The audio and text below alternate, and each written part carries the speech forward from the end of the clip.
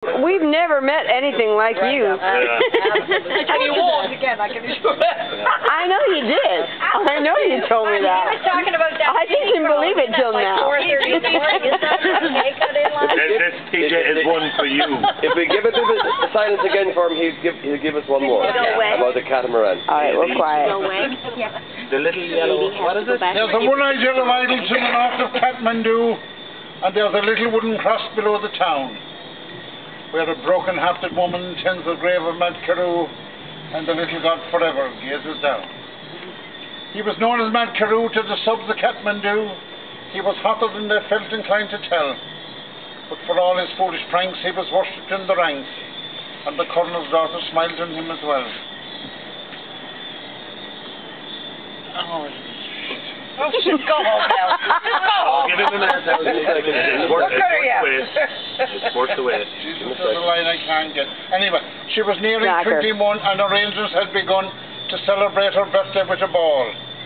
So he wrote to her a letter to ask what present she would like from Mad Carew. They met next day as he dismissed his squad, and jestingly she told him that nothing else would do but the green eye of the little yellow god. That night while at the dance, poor Carew was in a trance. They left him as they puffed at their cigars, but for once he failed to smile, so sat alone a while, then went out into the night beneath the stars. He returned before the morn with his coat and tunic torn and a gash across his forehead dripping red.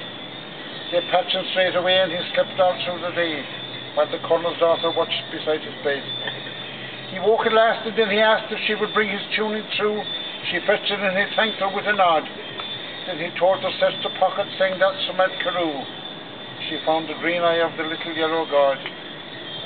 Now she upbraided poor Carew in a way that women do, though both her cheeks were fiercely hot and wet.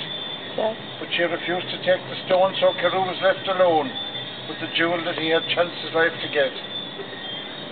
In the still and tropic night, while the dance was at his height, she thought of him and hastened to his room.